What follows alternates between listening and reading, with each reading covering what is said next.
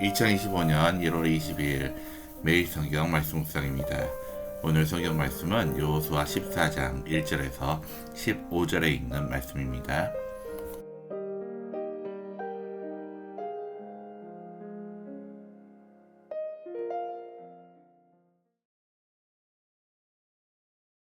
이것은 이스라엘 자손이 가나안 땅에서 받은 기업 곧 제사장 엘르아살과 눈의 아들 여호수아와 이스라엘 자손 지파의 족장들이 분배한 것이니라. 여호와께서 모세에게 명령하신 대로 그들의 기업을 제비 뽑아 9지파와 반 지파에게 주었으니 이는 2지파와 반 지파의 기업은 모세가 요단 저쪽에서 주었으며 레위 자손에게는 그들 가운데에서 기업을 주지 아니하였으니 이는 요셉의 자손이 므낫세와 에브라임의 2지파가 되었습니다. 이 땅에서 레위 사람에게 아무 분깃도 주지 아니하고 다만 거주할 성읍들과 가축과 재산을 위한 목초지만 주었으니 이스라엘 자손이 여호와께서 모세에게 명령하신 것과 같이 행하여 그 땅을 나누었더라. 그때 유다 자손이 길갈에 있는 여호수아에게 나오고 그니스 사람 여분의 아들 갈렙이 여호수아에게 말하되 여호와께서 가데스 바네아에서 나와 당신에게 대하여 하나님의 사람 모세에게 이르신 일을 당신이 아시는 바라.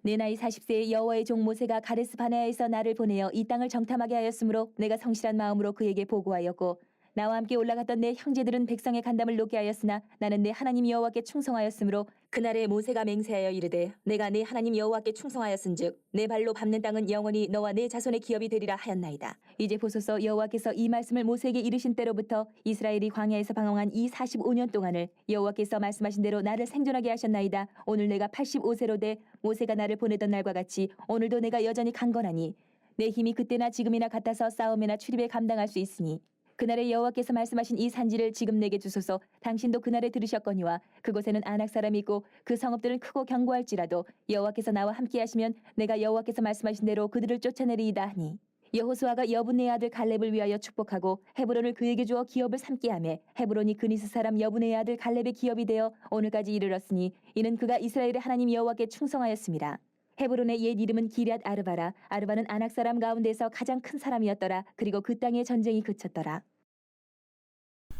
샬롬, 우리 약속교 우리 청년부 여러분들, 항상 주의 말씀을 사모하는 가운데 주의 뜻을 구하고 주의 뜻 가운데 가는 우리 청년들이 되기를 바랍니다.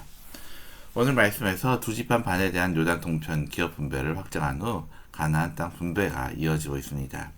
나머지 9지파 반에 대한 분배는 오직 하나님의 뜻에 맡겨 나누게 됩니다. 이스라엘 공동체의 근간이 어떻게 있는지 다시 확인하게 합니다. 한편 갈렙은 이 순서에 앞서 하나님께서 주신 약속을 상기시킵니다. 그렇게 한 의도는 무엇이었을까요?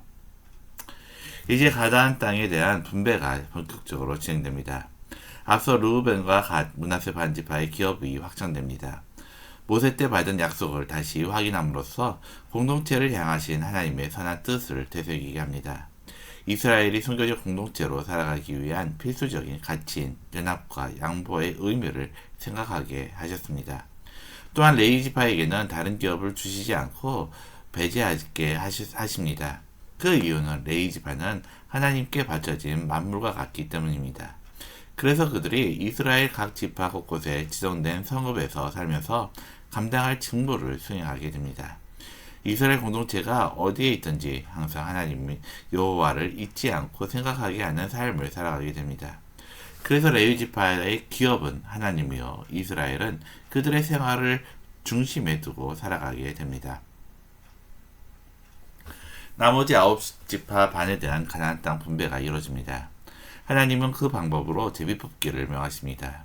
제비를 뽑는 사람도 제사장 엘르아살과 여호수아 각 지파의 족장들로 미리 정해 주십니다. 제비 뽑는 사람의 그 의도나 의사가 반영되지 않는 선출 방법입니다. 세상 사람들도 애매한 문제를 제비로 뽑기도 합니다. 그것은 우연히 나타난 결과를 수용함으로써 서로의 불만을 해소하는 방법으로 이용되기도 합니다. 그러나 하나님께서 명하신 제비는 하나님께 모든 주권을 맡기고 우리하는 절차입니다. 사람의 뜻이나 힘이 적용되지 않고 오직 하나님의 뜻을 수용하고자 하는 신앙과 믿음의 표현입니다. 이스라엘 공동체의 근간이 하나님께만 있음을 고백하는 신앙 고백이기도 합니다. 이스라엘 공동체는 오직 하나님의 뜻에 따르는 선교적 공동체이기 때문입니다. 그런데 이때 제비를 뽑기 전에 갈렙이 여호수아에게 나아옵니다. 일찍이 하나님께서 주신 약속의 말씀을 듣고서 나온 것입니다. 45년 전 가나안 정탐꾼으로 다녀오고 난 뒤에 하나님께서 주신 약속입니다. 다른 정탐꾼들이 가나안 땅을 악평하고 하나님의 마음에 불신앙을 줄 때 믿음으로 하나님의 뜻을 증거합니다. 그 일 후에 주신 약속입니다. 비록 45년이 지났지만 하나님께서 약속하신 헤브론을 자신에게 줄 것을 요청합니다. 헤브론은 이 산지요 크고 견고한 성체가 있으며 거인들이 있지만 그들을 쫓아내고 기업으로 삼게 해달라고 요청한 것입니다. 어떻게 보면 마치 자신의 기득권을 주장하는 것처럼 보입니다. 자신이 좋은 기업을 차지하고자 하는 욕심으로 비칠 수도 있습니다. 그러나 전혀 그렇지 않는 것을 알 수가 있습니다. 헤브론 산지는 정복하기 어려운 성읍이기 때문입니다. 높은 산악 지역에 거대한 성이 있습니다. 성읍의 주인은 안악 자손들, 거인들이 무장하고 있습니다. 다들 두려워하고 피하고 싶은 땅과 거민들입니다. 그러나 갈렙은 하나님께서 주신 약속을 따라 그 성읍을 정복하고자 한 것입니다. 자신의 권리일 수도 있지만 그보다 하나님께서 주신 명령에 대한 의무를 성실하게 감당하고자 하는 것을 알 수가 있습니다. 갈렙의 마음의 중심은 언제나 여호와께서 말씀하신 대로입니다. 그곳에는 안악 사람이 있고 그 성읍들은 크고 견고할지라도 여호와께서 나와 함께 하시면 내가 여호와의 말씀대로 그들을 쫓아내리이다.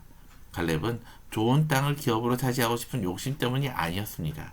오직 하나님의 뜻을 이루고자 하는 그 충심으로 여호수아를 찾아왔음을 알 수가 있습니다. 하나님을 사랑하는 자, 하나님의 말씀을 신뢰하는 자의 마음과 신앙의 고백입니다. 여호수아는 갈렙의 마음 중심과 의도를 알고 기꺼이 그를 축복합니다. 하나님의 약속대로 헤브론을 기업으로 삼도록 온 백성 앞에서 공포합니다. 갈렙은 진정 하나님을 온전히 쫓는 사람이었습니다. 충성에는 욕심과 두려움이 없습니다. 나를 위하고자 하면 충성이라는 말은 어울리지 않는다는 말입니다. 두려워하고는 충성하기에는 부족하다는 말입니다. 성도에게 나타난 특징 중에 가장 중요한 것은 그리스도에게 드러난 충성입니다. 나의 주인이신 예수님께만 충성하며 사는 것이 성도의 특권이자 의무입니다. 주님은 오늘도 나에게 충성할 기회를 주고 계십니다. 말씀을 통하여 내게 주신 약속들을 떠오르게 하십니다. 그래서 내게 주신 특권과 의무를 잘 감당하기를 원하십니다. 그런 나를 칭찬하고 싶어 하십니다. 오늘 하루도 주저없이 주님을 위해 그리고 주님을 믿음으로 담대하게 순종하는 하루가 되기를 바랍니다. 오늘 말씀을 다시 한번 묵상하면서 본문을 통해 이스라엘 공동체에 나타난 기업 분배의 원칙을 다시 한번 살펴보시기 바랍니다. 내게는 어떤 의무가 있는지 한번 스스로 돌아보기를 바랍니다. 또한 갈렙이 여호수아를 찾아온 이유와 그 마음을 묵상해 보시기 바랍니다. 나에게는 어떤 의무로 다가오는지 한번 생각해보는 하루가 되기를 바랍니다. 기도드리겠습니다. 사랑과 은혜가 많으신 하나님 아버지, 항상 우리가 주님 말씀을 가까이 하며 주님 앞에 그 말씀대로 충성된 종으로서 살고자 합니다. 하나님, 때로는 우리가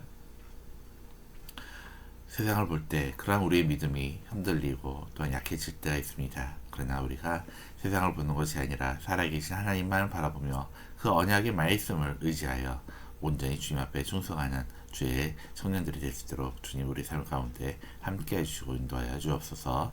오늘도 우리가 있는 곳이 주님과 함께 동행함으로 복된 자가 될 수 있도록 은혜를 더하여 주줄 믿사오며 예수님의 이름으로 기도드립니다.